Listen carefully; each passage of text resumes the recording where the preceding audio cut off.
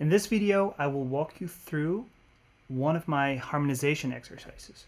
So this is a way to harmonize a C major scale.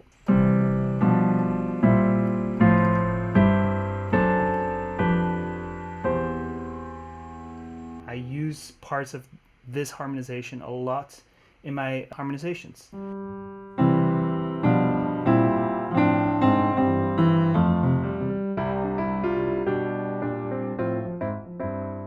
So what we're going to do, we're going to harmonize a C major scale.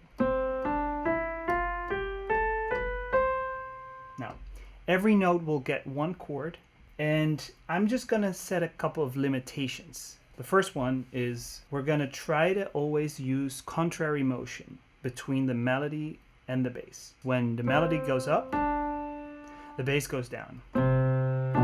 Something like that. I mean, it could be, right? We could have all kinds of configurations of that. Why we do that is because we want to create interest. So if the melody goes up and everything else also goes up, that's kind of boring and often sounds pretty bad, right? If we just go,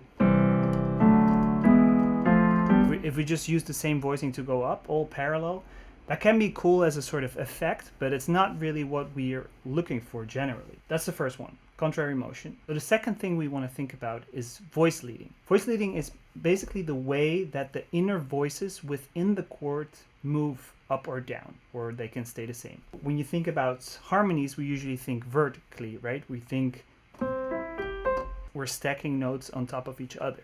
But if you put chords next to each other, those vertical movements become horizontal because every single note inside of each voicing moves to another note in the next voicing, right? So this way we're kind of creating different melodies. If I do this and I play an F major chord right after the C major chord, right? That's good voice leading because these two top voices, they move up by one step and the bottom note stays the same.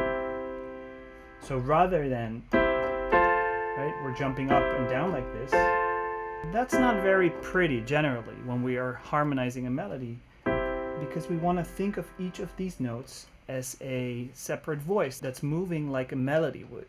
Now you might have some jumps here and there, but generally we're just going to try to move in steps. Okay, so those are the two limitations that we're going to set for ourselves.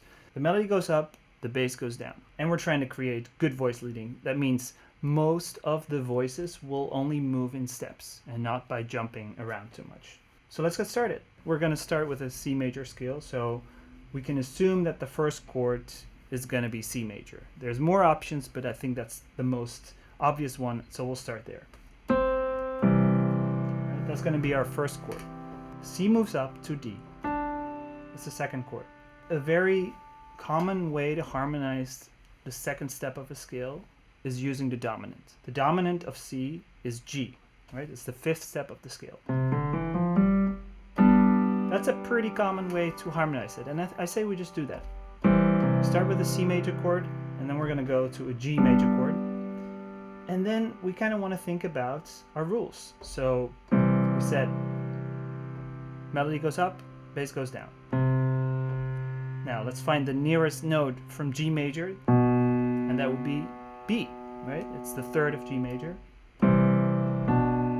That sounds already pretty good. And let's fill out the rest of the notes. So this voice right here can stay where it is because it's going to go to a G major chord. There's no reason to jump up or down when you don't have to. That sounds good. We have to do something with this voice right here. So there's two options. We can play the D, so the fifth of G major. And the other option is we can make it a dominant chord. The dominant chord creates a little more tension, right? It pushes our harmony forward. So I think we should use that. I think that sounds nice. Now this is a quite common way to harmonize the beginning of a scale. Tonic, dominant. Now for the next one, right? An obvious choice again would be the tonic. Now with the third in the melody, because we have set this limitation, I'm just going to stick to it and say we can't move our left hand back up to C because we're going to try to move opposite direction from the melody. So next one, I think the best choice here is we're going to stick with the C major chord, but we're going to make it a C dominant 7.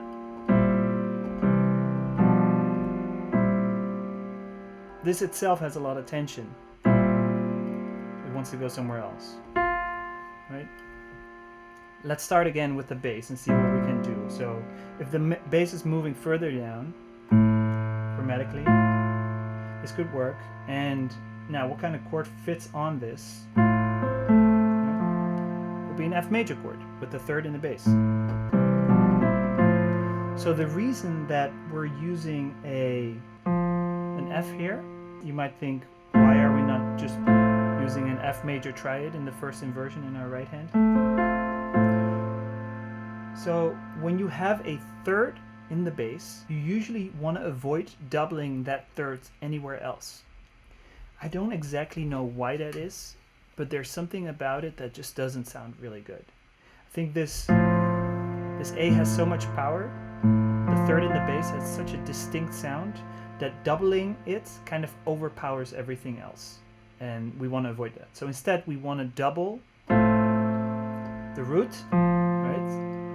Or the 5th, that's the C. Now in this case, that kind of would create a very imbalanced chord because we have a small interval here, then nothing for a whole octave, and then one more small interval. So we don't really want to do that.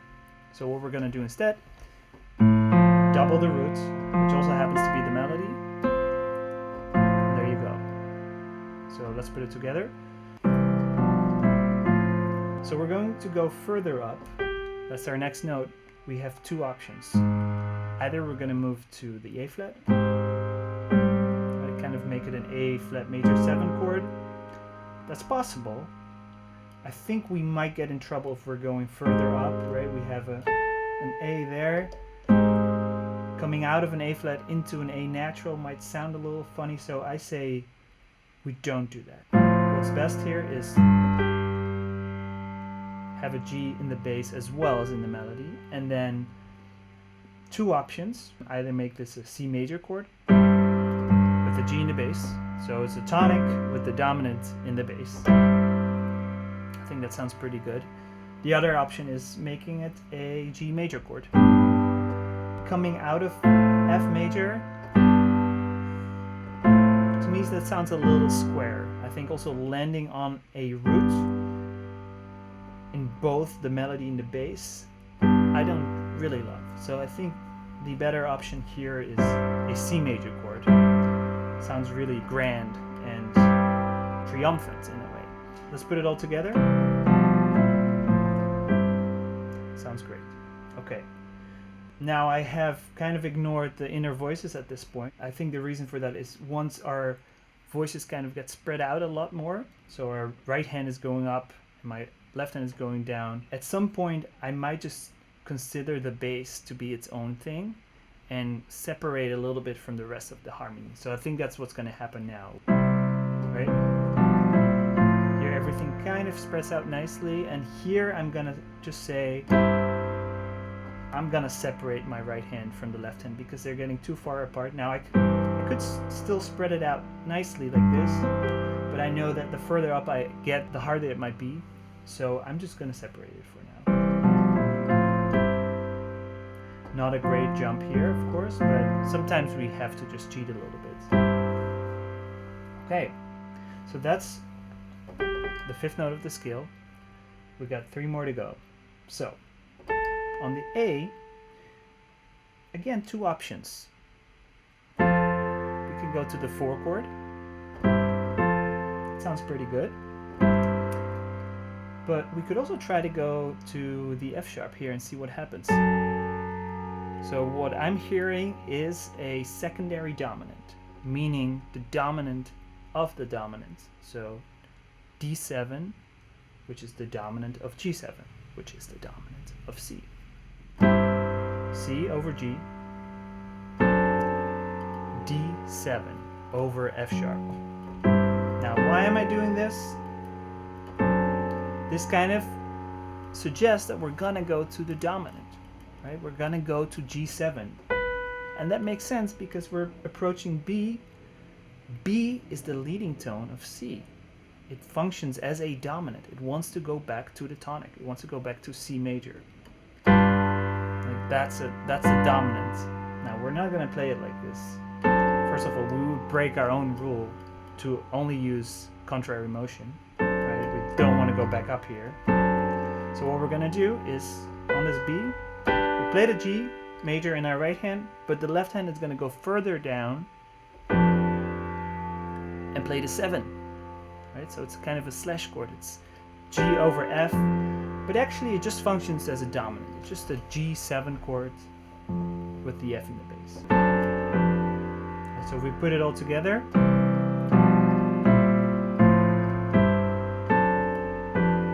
now what do you expect to happen? At the very last note, you can kind of hear it in your head already probably. Right? We kind of want that tonic back. We're back home. But again, I set this rule that we're only going to use contrary motion and small steps. So in this case, I'm just going to resolve the bass to the third of our tonic, to E. E being the third, the major third of C. Right? This doesn't quite feel like it's resolved. It doesn't feel like this is the end of our story. Right? So we could keep going. Find a way to actually resolve it. But this is not the end of a piece. We're not actually harmonizing a whole song. So I don't think we need to resolve back to the tonic with the tonic in the bass. I think that sounds really good. So that's the whole exercise. So we're gonna go C,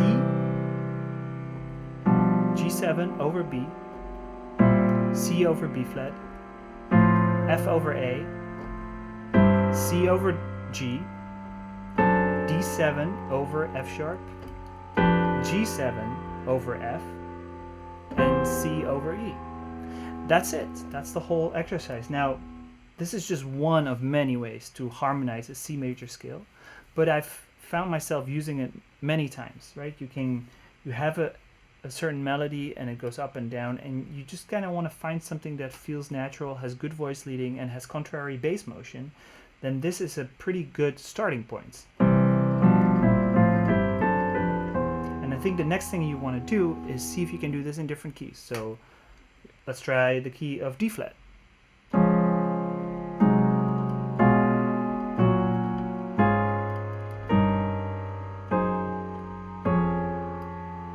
the key of D.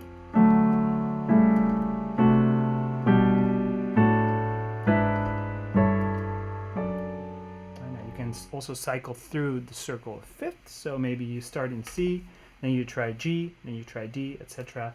There's all kinds of ways of doing this, but I hope you enjoyed this video. I'm going to do many more of these, so feel free to subscribe, and I'll see you here next time.